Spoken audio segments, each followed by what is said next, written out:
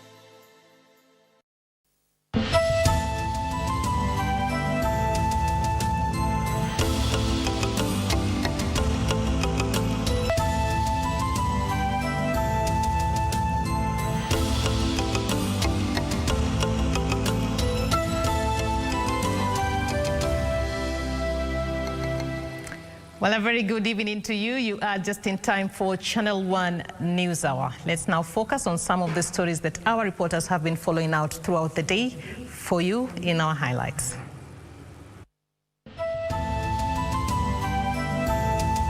This seat actually moves to another person. I will be gracious. I will remain a person who respects everyone. Irungu Kang'ata kicked out as Senate Majority Whip as ousted nominated senators take the battle to the courts. COVID-19 mitigation efforts. Inspector General of Police warns against unauthorized gatherings and violation of COVID-19 guidelines in bars, PSVs and public meetings. We want a system that brings about freedom as opposed to conformity. And this is the promise of the competency-based curriculum. President Kenyatta creates a new state department for curriculum reforms development to oversee implementation of the competence-based curriculum.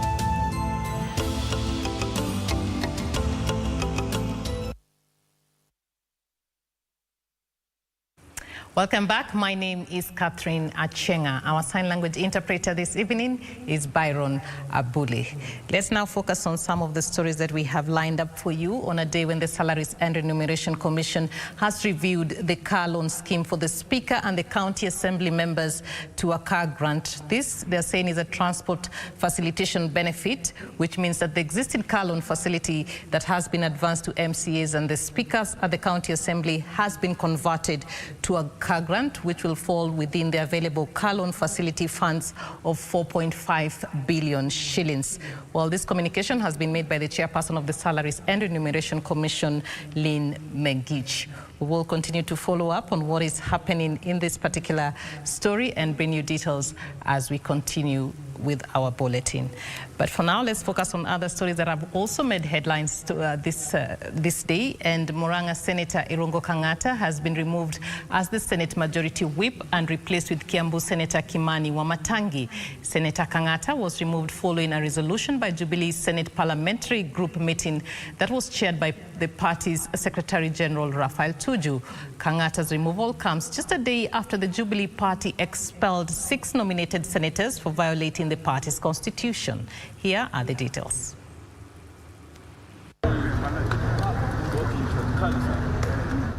Senator Irungu Kang'ata has become the latest victim of a campaign by the Jubilee Party to restore order within its ranks.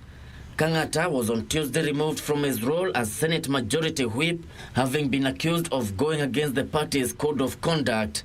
We did feel that whatever opinions he had to make is within his right as a member of the Jubilee Party, and he should not be vilified or punished for that. But the way in which he did them was what was the question that we thought he should realize, that there's decorum, there are ways of addressing these issues when you want to talk to the leadership of the party, and especially if that leadership happens to include His Excellency the President. Jubilee Party Secretary General Raphael Tuju, however, denied that the senator had been removed for speaking his mind about the BBI. 9 senators allied to the Deputy President, William Ruto, had earlier stormed out of the meeting, alleging fraud in the removal of Senator Kang'ata. We have 38 members, including those of KANU who have been accommodated illegally. Of the 38, you need 20 senators to sign the removal of any leader from office. Of the 20 senators, I can tell you without any fear of contradiction that they only have about 15. They cannot fill 20 senators. The embattled Murang'a senator has, however, vowed to continue being truthful in his leadership despite the drawbacks. I will be gracious. I will remain a person who respects everyone, and therefore I will not insult anyone. I will remain a person who is steadfast, who talks the truth. Because even the Bible tells us the truth shall set us free. The latest batch of perceived rebels has been met with criticism from a section of Jubilee lawmakers. The time we allowed Raila Odinga to come to the Jubilee Party and meddle with our affairs, that is when the rain started beating us. Na ningetaka niseme hii maneno yote ya jana ya senators kutolewa, ile kitu wanafanya ni intimidation. The removal of Senator Kang'ata comes a day after the ruling party expelled 6 senators for being disloyal to the party. Senator Isaac Mwaura and Senator Millicent Omanga have since moved to court to challenge their expulsion. Meanwhile, the leader of Majority Party in the National Assembly, Amos Kimunya, has dismissed claims that a plan has been hatched to impeach Deputy President William Ruto. There's a procedure with a proper due process in terms of how you impeach somebody. So it's not just you wake up in the morning, you don't like somebody and you bring a motion. So it's fairly tight, and I'm not quite sure that anyone would actually get that threshold. Kimunya says the Jubilee Party remains committed to fulfilling its legislative mandate as well as helping the president realize the objectives of the Big Four agenda and the Building Bridges initiative. Kevin Washira, Channel 1 News. Now, Inspector General of Police Hilary Mutyambai has directed all police commanders to ensure strict enforcement of COVID-19 containment protocols. Mutyambai says no one will be allowed to hold unauthorized social or public gatherings where there is no observance of social distancing. The Inspector General says the police will not stand by and watch individuals violate the health protocols, warning of serious legal consequences to those found in violation of the guidelines. The Inspector General of Police Hilary Mutyambai has raised concern over the habitual manner in which some Kenyans are flouting COVID-19 guidelines. Mutyambai says that some Kenyans have insisted on holding public gatherings in contravention of rules on social distancing and curfew hours. The IG has hence directed police commanders to ensure strict adherence to the laid down protocols and bring to book anyone found to have flouted the guidelines. Mutiambai has warned bars, restaurants and public service vehicles that they risk heavy penalties should they be found to have exceeded recommended capacity. Mutiambai says conveners of any public meeting or public procession shall be required to notify the officer commanding station at least 3 days but not more than 14 days before the proposed date of the public meeting. Further, curfew hours between 10 p.m. to 4 a.m. shall be observed by all. Mutiambai further called on members of the public to adhere to all Ministry of Health guidelines, which include putting on a face mask correctly, maintaining social distancing, among others. Nancy Okware, Channel 1 News. And in a related matter, the COVID-19 Fund Board now says politicians may be the greatest impediment to the ongoing war on the coronavirus pandemic. The board says there is need to minimize or totally eliminate all political activities as they expose Kenyans to the virus. The board, through its representative, Catherine Achieng'a, has warned Kenyans against complacency in the war against the global pandemic.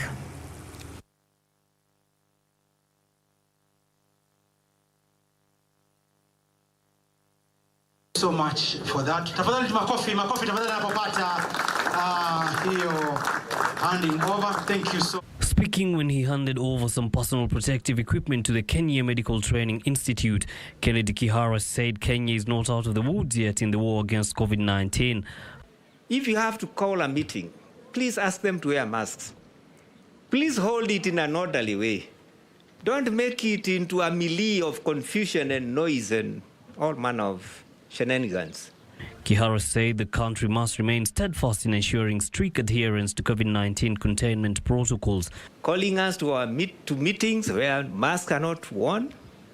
I've seen them, they have even started shaking hands with their supporters and being unnecessarily reckless. Well, the personal protective equipment donated by the board is expected to go a long way in ensuring the safety of the frontline healthcare workers. This is not a light matter. For when you decide as an organization to stand with us, it is an attestation that actually you are protecting the lives of the entire country, but through this institution. The COVID-19 fund was set up to bolster Kenya's war on the global pandemic through the provision of some much-needed financial muscle and necessary equipment. Yusuf Far, Channel 1 News. And now the latest figures from the Ministry of Health on the COVID-19 prevalence rate show an additional 104 people have tested positive for the virus. The numbers are a drop in the positivity rate from 6.4% on Monday to below 5%. The data was drawn from 3,348 samples tested, pushing the total number of infections to 102,048. The number of fatalities resulting from COVID-19 increased to 1,789 after 3 more patients succumbed to the virus. In the figures released by the Ministry of Health, 69 people have recovered from the disease, driving the total number of recoveries to 84,542. 368 patients are, however, still admitted in various hospitals, and another 1,315 are currently on home-based care. Out of the patients in hospital, 37 are in the intensive care unit.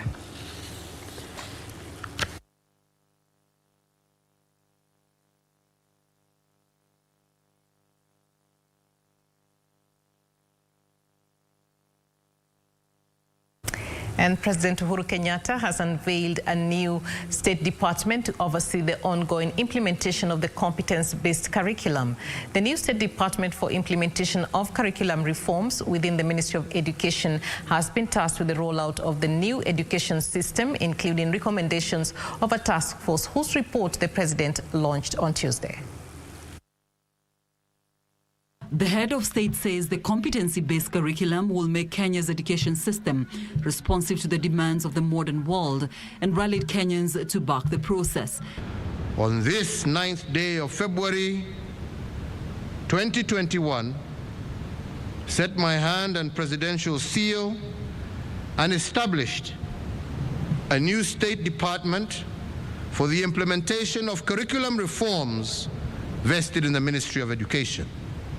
Further to these reforms, I wish to direct the Ministry of Education to 1, establish a comprehensive monitoring and evaluation mechanism that will facilitate tracking of the implementation process so that prompt interventions can be incorporated where necessary.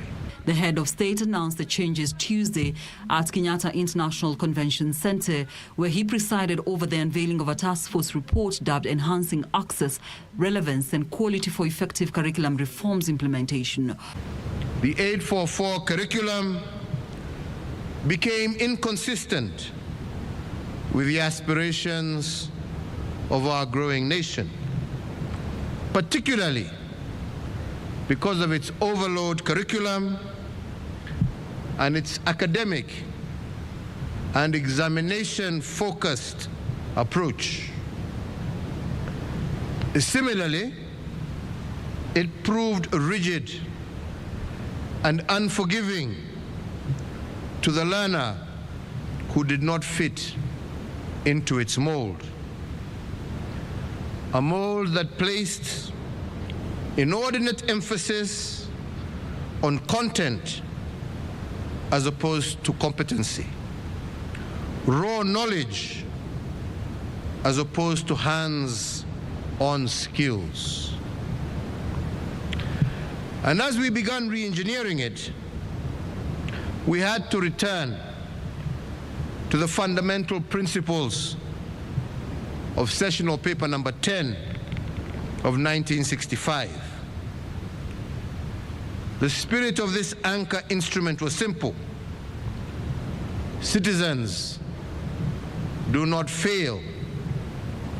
It is systems that... On the reopening of schools, the head of state said the government continues to be vigilant as schools resume after a long period of closure due to the outbreak of the coronavirus disease. Some of the recommendations by the Fatuma Shege task force include transition to junior high school should not be based on one main examination, but a NEC-administered assessment that will only account for 40%. That transition from primary grade 6 to junior secondary grade 7 shall not be based on one of national summative examination that fails to capture the diverse capabilities and competences of the diverse Kenyan children. And we have recommended a process that will help create hope and inspire every learner in this country regardless of their differences. The new curriculum seeks to empower students with skills in various areas of their study and address the skills gap in the job market. Caroline Kamar reporting for Channel 1 News. And now, former Nairobi governor, we will be coming back to that story in just a bit. But for now, I understand we're supposed to take a short break, but we will be back in just a bit with more news for you. So stay tuned.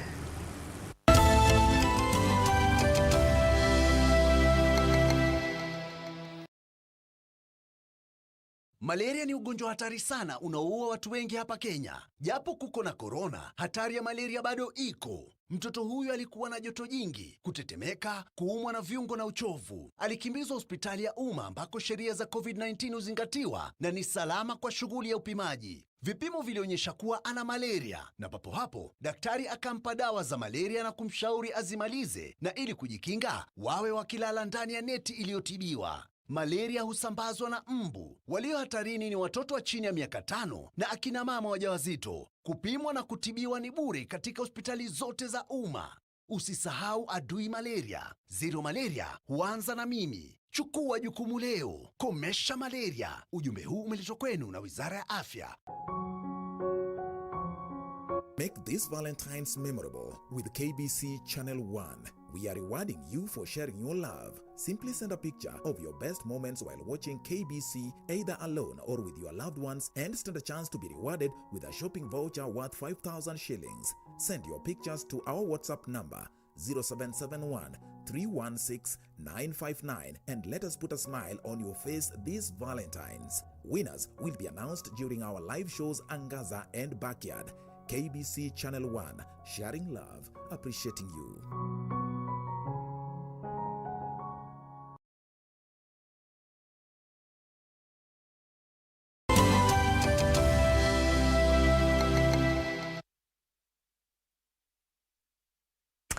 Welcome back. Let's now move on to another story that took place at the courts, where former Nairobi Governor Mike Mbuvi Sonko has been released on a 300,000 shilling cash bail in a case in which he is accused of forceful entry and 9 counts of assault causing bodily harm. Chief Magistrate Stella Atambo, in ordering his release, said the parties in the case were at liberty to engage in an alternative dispute resolution if they so wish, as per Section 176 of the Criminal Procedure Code.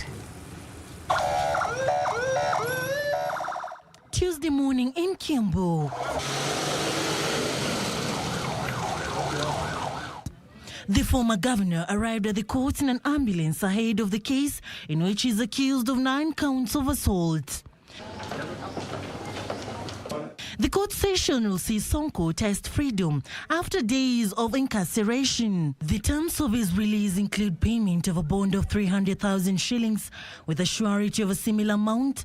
He cooperates with the investigating officer and heed summons when required by the investigating officer, and parties engaged in alternative dispute resolution if they so wish, with the magistrate invoking Section 176 of the Criminal Procedure Code. After the ruling, the former governor was taken to hospital after his lawyers claimed he was critically ill. Elsewhere, a Machakos court has sentenced a man by the name Stephen Ngila to 30 years in jail for attempted murder. On the night of 21st July 2016, it was alleged that Ngila chopped the hands of his wife, Jacqueline Mwende Munyoki. Mwende welcomed the ruling, saying justice had been served. Meanwhile, Patrick Murimi Mwangi has been charged for being in possession of an accustomed goods of 1.4 million sticks of Supermart cigarettes with a tax value of 8.4 million shillings on the 22nd day of December 2020 at the Githunguri area in Kiambu County. Murimi also faces charges of being in possession of 50,000 pieces of accessible stamps with a tax value of 3.3 million shillings made without authority of the commissioner, contrary to regulations on accessible goods management system regulations of 2017. Murimi was granted a bond of 500,000 and a cash bill of 200,000 with the case set for mention on the 22nd of February for pretrial directions.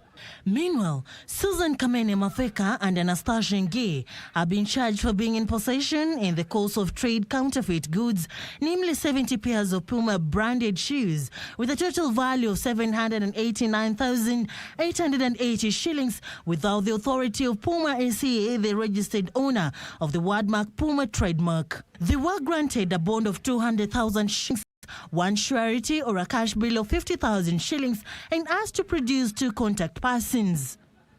For Channel 1 News, I'm Serafina Robbie. And now members of parliament have paid glowing tribute to the late former cabinet minister Simeon Nyachae, who passed away last week after a long illness. Speaking on Tuesday during the resumption of parliamentary business, the lawmakers say the former Nyaribari Chache MP had left an indelible mark on Kenyan political landscape and public governance. The 5th session of the 12th Parliament got underway Tuesday, with members of Parliament setting aside some time to pay tribute to the late Simeon Nyachae. Departed colleague and hero, who is among the founders of this nation, who stood with Kenya when they needed him most. He was not only just a friend, but a mentor to many, and fully dedicated Kenyan who was very proud to be Kenyan and to serve the national cause. When we remember the title Chief Secretary, the only name that comes to mind is the great Simeon Nyachae. And I think he has served this country diligently. You know, astute public service with great leadership who understand the communities and the regions in this country. Politician. He was a very principled politician, Mr. Speaker. And he's somebody who had risen through the ranks. Was a patriarch and an anchor to his family. May he rest in eternal peace. Nyachae, who passed away last week, once served as Nyaribari Chache Member of Parliament and Cabinet Minister. The lawmakers were speaking when Parliament resumed its sittings on Tuesday ahead of a busy 5th session. Both houses appointed members to their respective House business committees, with the crux of legislative agenda expected to be delved into beginning Wednesday. Reporting for Channel 1 News, I'm Jackie Wimbiru. And Deputy President William Ruto has cautioned political leaders against propagating tribal politics, which he says is derailing the country's efforts towards attaining development. Meanwhile, Kisii County Assembly has resumed its sittings following a 3-month closure of an abortive impeachment motion of Speaker David Kombo. A stakeholder arbitration initiative so the Assembly resume its business under a temporary Speaker, Amos Onderi, who says that the BBI and public participation and supplementary budget remains top in his priority list of the Assembly's business. Deputy President William Ruto was in Mangu, Kiambu County, to attend the burial of Thika MP Patrick Wanaina's mother. The DP using the platform to speak against tribal politics, challenging the political class to serve Kenyans without ethnic bias. We cannot allow this country to backslide into ethnic groups. Tunataka tushirikiane, tufanye kazi pamoja, tuende mbele. Ruto also cautioned against attacks aimed at the presidency. Na waomba kama wananchi na viongozi wa sehemu hii, tafadhali msitunyang'anye rais ati akuwe mtu ya Mount Kenya peke yake. Hapana. Sasa mkisema rais ni kiongozi wa sehemu hii peke yake, na sisi kiongozi wetu ni nani? Gatundu South Member of Parliament Moses Kuria using the platform to challenge the removal of Irungu Kang'ata as Senate Majority Whip. Hii kitu inaitwa ukweli ambaye mama yetu alikuwa anapenda imeadimika sana hapa Kenya. Imekuwa chache sana. Mnaona rafiki yangu mwingine anaitwa Kang'ata, hata leo ameondolewa kitini sababu ya ukweli ambao mama alikuwa anapenda. Mama salimiana. Meanwhile, chama cha Uzalendo candidate for the Machakos senatorial race, Lili Ndoku Mwanzia, has withdrawn from the race and thrown her weight behind Maendeleo Chapchap's Mutua Katuku. Asanteni sana watu wa CCU.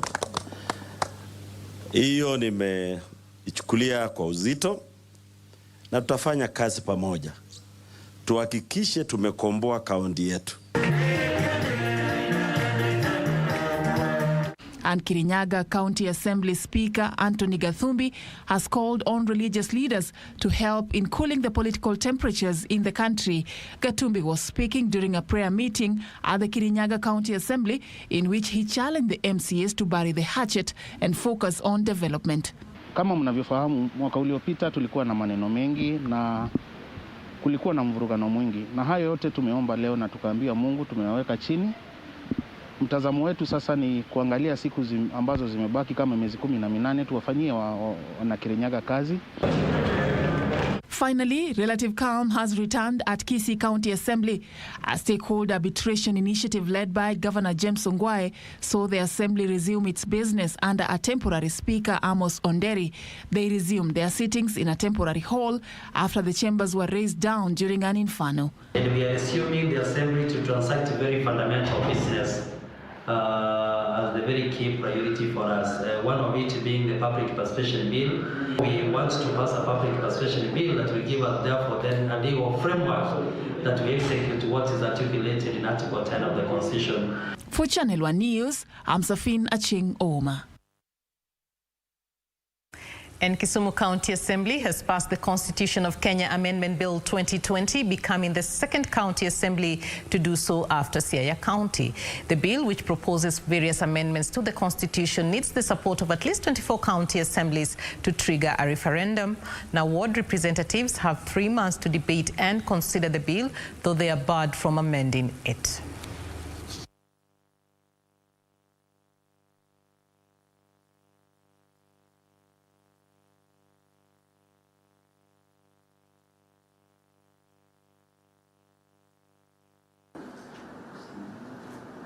And I put the question, as many of the opinion, at the report on the Constitution of Kenya Amendment Bill 2020 and the approval of the same bill Kenya Constitutional Amendment Bill 2020 be adopted, say aye. Will as many of the contrary opinion say nay? The ayes have it. And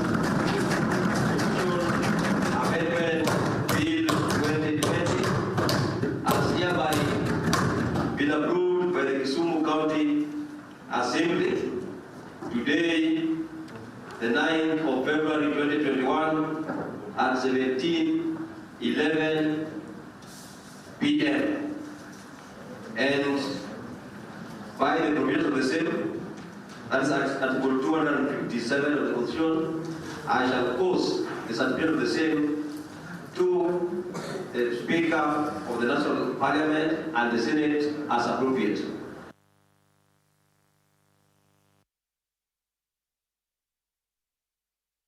Kisumu County Assembly becoming the second to approve the Constitution of Kenya Amendment Bill 2020. Now, in other news, Isiolo woman representative Fatuma Jaldesa presented herself to the National Cohesion and Integration Commission for questioning over hate remarks more than a week after she failed to honor a date with the investigators. Commissioners gave her a new date to present herself, even as they read the Riot Act to politicians who failed to honor summons, saying they risk arrest for obstructing justice. NCIC Commissioner Wamboi Nyutu says the commission is investigating several politicians for allegedly sowing division between communities living in the northeastern region. Isiolo woman representative Fatuma Jaldesa is among those on the commission's radar and had been summoned on the 28th of January 2021 to answer to the hate-related remarks. However, she failed to honor the summons, only for her to turn up in the company of several legislators more than a week later. It's usually 14 days within which she's supposed to appear before us. If she does not, then we proceed with the rest of the procedure, and that is issuing a warrant of arrest, because summons are supposed to be honored, and you honor summons by appearing, writing a statement, or adducing evidence. She, however, could not record the statement as her lawyers were said to be absent. NCIC has given the legislator 14 days within which she should present herself for questioning. When we issue summons to a suspect, these summons are supposed to be honored. You're supposed to appear, whether accompanied by your legal representative or the way you would wish to appear to us. If you do not appear, and we do not get sufficient reasons from you or communication from you saying why you did not appear to us, we might go to High Court and request for a warrant of arrest against you for failing to appear before the commission. But we want to say that the commission is open to everyone in the public, and we cannot refuse to see anyone who comes to seek our services. This comes as the Gare and Murule communities in Mandera County agreed to a ceasefire. The peace pact was agreed following a meeting held in Mandera by top officials from the National Cohesion and Integration Commission, as well as the national and county government officers. The content of the deal include a fine of up to 350 camels, or an equivalent value in cash, to the community accused of committing the atrocities. This compensation is to be paid over a period of 3 years, commencing from the date of issue of these resolutions. 3 years from the 8th of February 2021. The resolution, which were read by NCIC Arbitration Committee Secretary Sheikh Abdiraham Ibrahim, further gave 2 weeks to one of the communities accused of sexual violations to pay 60,000 shillings, stolen property including motorbikes and vehicles be returned, and the boundary between the two communities be demarcated within 6 months. Tukiwa NCIC, ile process tunaanzia leo, tutashirikiana nanyi na tutaendelea mpaka hii amani iwe sustainable and durable. Beatrice Getonyenge-Tich, Channel 1 News. The Directorate of Criminal Investigations could be headed by a Deputy Inspector General of Police if the BBI proposals are adopted. The Constitution of Kenya Amendment Bill 2020 proposes to include the Directorate of Criminal Investigations as a third arm of the National Police Service. Kevin Washira looks at the changes proposed in the DCI.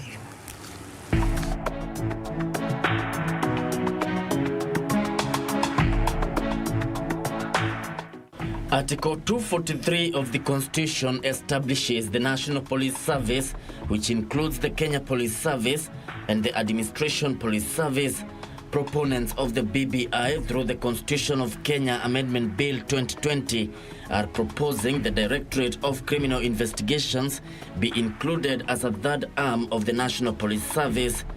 Clause 66 of the bill proposes to amend Article 245 of the Constitution on the command of the National Police Service to provide clarity on the centrality of command by the Inspector General of Police to the Police Service.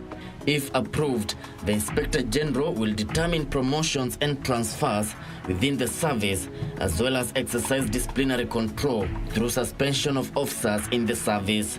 The amendment further provides that the Directorate of Criminal Investigations shall be headed by a Deputy Inspector General. Kevin Washira, Channel 1 News.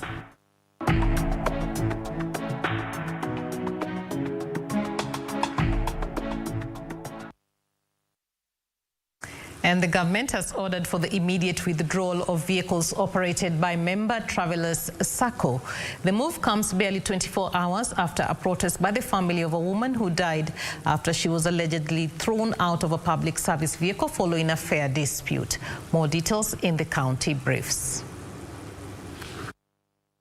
Following cries for justice by the family of the female passenger in Kiambu, the National Transport and Safety Authority has moved in to crack the whip. NTSA has ordered all vehicles belonging to the SACCO cease to operate and be subjected to a compliance inspection at their inspection center.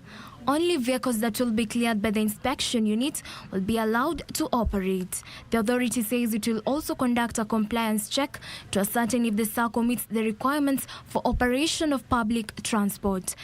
Separately, a low turnout was reported in Mandera County following the start of the nationwide recruitment exercise of Kenya Defence Forces soldiers.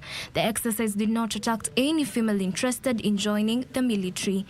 Kenya Defence Forces is an equal opportunity employer, and we are going to get the best out of Mandera County.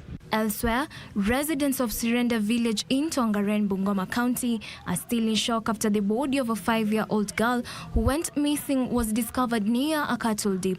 Preliminary investigations show she could have been strangled before she was hit on the head with a blunt object. Huyo mtu anatakana atafutwe apatikane, tutafute forensic officers wakuja tusaidie kwa haya maneno. In fact, hata ikiwezekana walete FBI kwa vile sisi ni Wakenya, na mwenye aliwawa ni Mkenya tena. Meanwhile, police have recovered more body parts of a flower farm worker who went missing in unclear circumstances in Naivasha town 2 months ago. This follows the arrest of 2 suspects in connection with the alleged murder of Sarah Nafula Palanga. The suspects are reported to have led the police to an abandoned structure where her skull and torso were recovered. Kujua kabisa chenye kiliendelea kwa sababu msichana alikuwa anaishi Gilgil na kijana alikuwa anaishi hapa, lakini waliwahi kuwa na uhusiano hapo nyuma ambapo walikuwa wameishi pamoja. For Channel 1 News, I'm Jacqueline Masharia. Now, a team of international experts investigating the origins of COVID-19 have dismissed a theory that the virus came from a lab. More details in the Global News Roundup. A team of experts who are in Wuhan to investigate the origins of COVID-19 have ruled out theories that the virus was manufactured in a lab. Peter Ben Emberek, the head of the World Health Organization mission, said it was extremely unlikely that the virus leaked from a lab in the Chinese city of Wuhan. Emberek said work to identify the origins of COVID-19 pointed to a natural reservoir in bats, but that it was unlikely that this happened in Wuhan. He said more work was needed to identify the source of the virus. At the same time, WHO has warned against jumping to conclusions about the efficiency of coronavirus vaccines. This is after a South African study suggested suggested that the AstraZeneca jab was less effective against a local variant of the virus. But experts are hopeful that the vaccine will still be effective at preventing severe cases.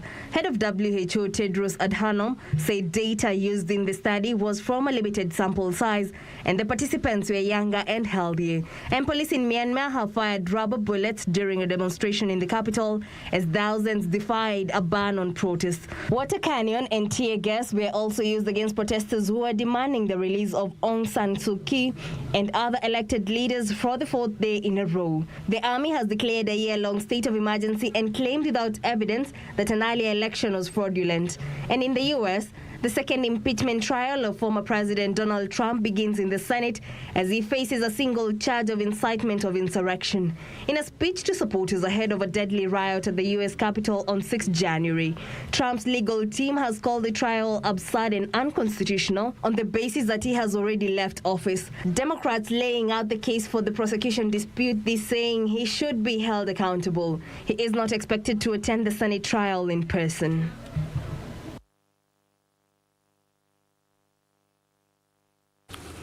Very well, it's time for us to take another break on Channel 1 News Hour, but when we return, we will be focusing on the day's business, so stay tuned.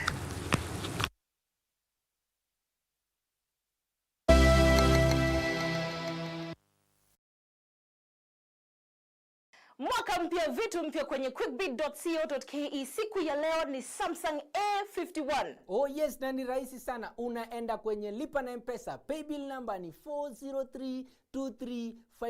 4032353. Account ni SM. Hiyo ndio kodi ambayo ya Samsung. SM. Fuatanisha na unique number ile unafeel, alafu weka amount 20 bob peke yake. Ekelea pin yako na hivyo ndivyo utakuwa umekelea bid kwenye quickbit.co.ke. Kumbuka ni bidhaa bora zaidi kwenye bei ya nini? Chini kwa chini. Chini kwa chini. Jiunga na Quickbit ni rahisi. Enda kwenye M-Pesa, bonyeza paybill kisha weka business number 4032353. Kwenye account weka kodi ya bidhaa unayotaka na bid yako ya chini zaidi. Kwa mfano TV 16. Kisha weka shilingi 20 tu kama idadi yako. Weka bid yako pia kwenye www.quickbit.co.ke. Kumbuka, bid ya chini zaidi ya kipekee ndio hununua. Quickbit, bidhaa bora kwa bei ya chini. On the next episode,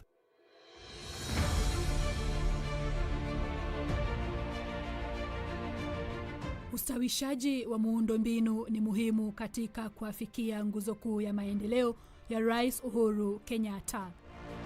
Daraja la Likoni ni uwekezaji unaowaokolea watu wengi muda mwingi. Wiki hii kwenye Project 254. Katika feri umeona pale kuweka nidhamu kidogo ni shida.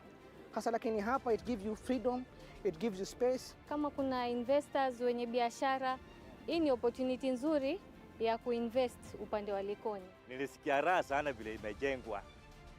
Nikatembea kama na paa. Na miradi kama hii tunatarajia iwe mingi pia ili tuchape kazi.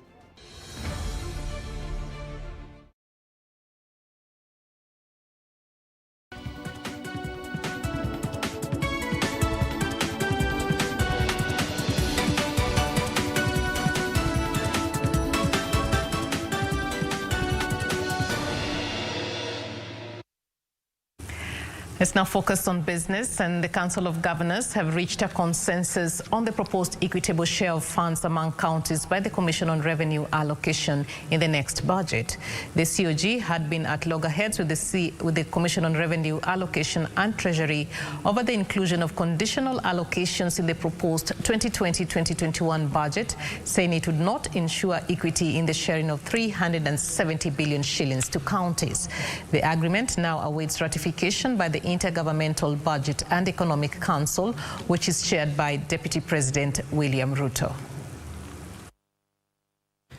Previously, governors had poked holes in the proposed equitable share of funds among counties owing to what they decried as the inclusion of conditional allocation, saying this formula was disadvantaging counties with bigger demand for funds. This emerged after the Commission for Revenue Allocation proposed that conditional allocations from the national government and conditional grants from donors be included in the 370 billion shillings budgetary proposal by the National Treasury to counties. It's a whole chain of events. And then first big step is a clear agreement between the respective parties that allows us to then conclude the division of revenue in a timely fashion. In the past, additional funds over and above the equitable share included 9.8 billion shillings as the Road Maintenance Levy Fund, 900 million shillings to compensate counties for user fees in public health facilities, 4.32 billion shillings for level 5 hospitals, and 2 billion shillings for upgrading village youth polytechnics. It is a preferable position where when the COG, when the National Treasury and the CRA go to IBEC with one particular view, so that the debate and acrimony that sometimes is attendant to the passage of division of revenue is avoided. A meeting chaired by the Treasury Cabinet Secretary Ukuri Yatani and attended by the Chair of Finance Committee of the Council of Governors have also agreed to issue guidance on how counties can raise funds through infrastructure bonds. In managing their own budget, this is a very, very important milestone that we harmonize also the tax regime with a view of using and applying an ICT solution that's going to integrate those issues of taxes and payment, not only between the counties but also with the national government. The Council of Governors and the National Treasury is expected to meet the Intergovernmental Budget and Economic Council IBEC, chaired by Deputy President William Ruto, and Parliament to agree on the new proposals. Alana Oko, Channel 1 Business. Now, Kenya has stepped up child online protection system efforts in a bid to curb the rise in cases of internet child abuse. The Communications Authority of Kenya has launched an online child protection portal that allows users to report cases of child abuse to the authority as well as access help. ICT Cabinet Secretary Joe Musheru has said that the new system will also help detect and monitor cases of cyberbullying and nab cyber criminals as political temperatures rise due to the planned Building Bridges Initiative referendum drive. According to Communications Authority of Kenya statistics for the quarter ending December 2020, the National Computer Incident Response Team Coordination Center detected more than 56 million cyber threats in the country. With an estimated 1 in 3 of all internet users in the world today being below the age of 18, and with the growing availability of technologies and new services, children and young people are facing increased safety risks when they go online. A majority of the threats were malware attacks at 46 million, followed by web application attacks at 7.8 million, while 2.2 million distributed denial of service threats were detected during the same period. In today's increasingly connected society, where all services are digitally enabled, it would be difficult to contemplate life without the internet. Information and Communication Cabinet Secretary Joe Musheru has urged Communications Authority of Kenya to boost its capacity in detection and monitoring of cybercrimes in the lead-up to the upcoming BBI referendum. This comes barely a week after the National Cohesion and Integration Commission published a list of shame of persons propagating hate speech. This day has become an important platform for all of us, policymakers and consumers alike, to have a conversation on how to harness the immense opportunities that the internet presents. Speaking during the launch of an interactive portal aimed at creating a safer online environment for children, Acting Director General of the Communications Authority of Kenya, Mercy Wanjau, noted an increase in cyber threats buoyed by the COVID-19 pandemic. This site will be home to exciting online safety tips for children and parents. It also has a gaming component that enables both the young and the young at heart to measure their level of awareness on online risks. The public is to use the platform to report any cases of child online abuse, which will be directly channeled to CA for necessary action. At the same time, the public can also access information about other organizations that offer support for children, including Childline Kenya, Kenya Association of Professional Counselors, the Cradle, and the Children's Department. Regina Manyara reporting for Channel 1 Business. And the Rockefeller Foundation has announced an initial 3.8 billion shillings that will see several countries access COVID-19 testing and vaccine kits. Kenya, which is among one of the countries benefiting, will also use the funds for innovation, data, machine learning, combating food crisis, and scale up access to renewable energy. Details of this and other stories in our corporate briefs. Well, the announcement comes 100 days after the foundation commitment of 105 billion shillings over 3 years to help end the COVID-19 pandemic and drive more inclusive and sustainable global recovery. To address the growing food crisis in Kenya in particular, the foundation is collaborating with Eastern Africa Grain Council to develop and demonstrate a smart market concept for the future that increases access to safe, affordable and nutritious food. Elsewhere, the Competition Authority of Kenya has approved Commonwealth Development Group plans to invest in Kenya's geothermal energy subsector. Through its Africa-focused Energy Globec, CDC has acquired a controlling stake in Quantum Power East Africa GT Menengai. QPEA plans to build a 35-megawatt power plant in the steam-rich Olkaria area to generate electricity. The farm is 70% owned by CDC and 30% owned by Norfund, the Norwegian state-owned investment company. And city hospitality industry players are optimistic about the future as they expect more conferences to be hosted in Nairobi once the Nairobi Expressway is complete. The hospitality industry has been touted as one of the major beneficiaries of the 62.2 billion shilling Nairobi Expressway project, which is expected to reduce travel time to and from Jomo Kenyatta International Airport and Syokimau SGR station. Pride Inn Hotels Managing Director Hasnain Nurani said the road will be a big boost to the industry, considering the reduced travel time and easy connectivity.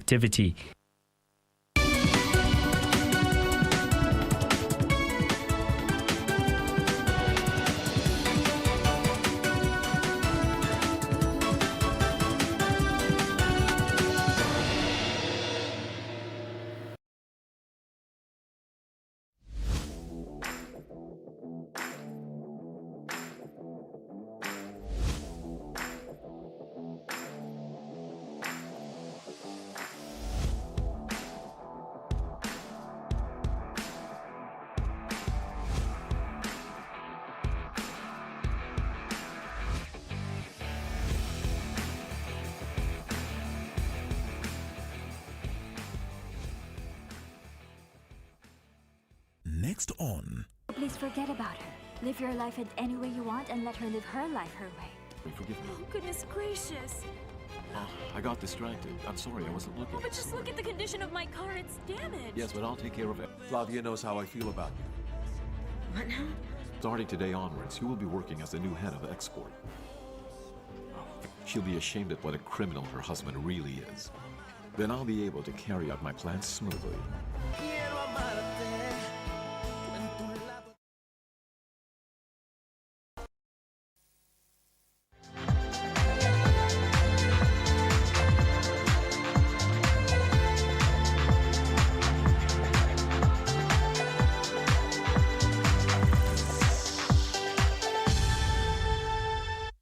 It's time for the sports, and the national soccer team Harambee Stars has kicked off training ahead of the upcoming 2021 AFCON qualifiers against Egypt and Togo in March.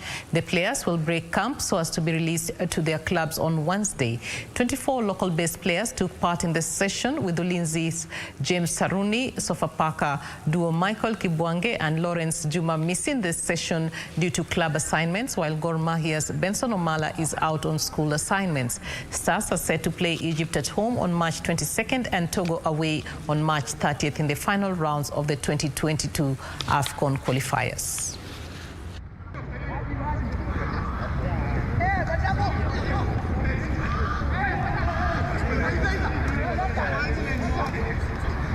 The spirit, it's coming the day one, and you can see the spirit is good. So it means that if we continue like that, by the time we hit the fourth week, I think we'll have a good team that we can pick from the local boys and then maybe combine with the abroad-based players, the ones we call in. It gives you a good feeling that we'll probably have a good match. Kinoni yangu ya kuitwa national team tena inaniweka position ya kuwork hard. At least final squad niweze ku make it. So I think hiyo game ya Egypt watu watakuwa set, watakuwa ready kwa hiyo game ku face Egypt.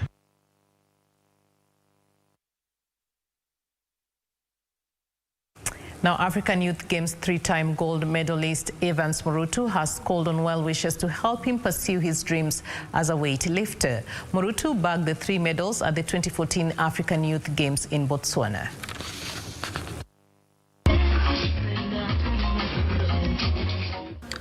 Three-time African Youth Games gold medalist Evans Morutu is now pointing an accusing finger at the Kenya Amateur Weightlifting and Bodybuilding Association for the delay of payments of his royalties after representing Kenya in the 2014 Youth Games in Botswana and Youth Olympics held in China. Total ilikuwa yote napata medali 3 na tuliahidiwa tutapatiwa kila medali tutapatiwa milioni 1. Sasa niliporudi sikuona hizo hela. Na nilikuwa natumai nikipata hizo hela nitaweza kujikimu kimaisha na pia kuendelea na mchezo wangu. To make ends meet, Morutu now juggles between garage work and boda services. In an effort to keep fit, Morutu trains at a local gym in Kitengela. Kenya Amateur Weightlifting Association member Daniel Otieno says more emphasis should be put on upcoming weightlifters so as to develop their careers. Nguo ya kucheza nayo ya kuwakilisha Kenya hapewi. Huyu kijana wakati ana train pale apati usaidizi yote hata kiatu hawezi pewa. Na hii weightlifting mchezo mwingine usipokuwa na hizi vitu equipment kama weights viatu huwezi cheza vizuri.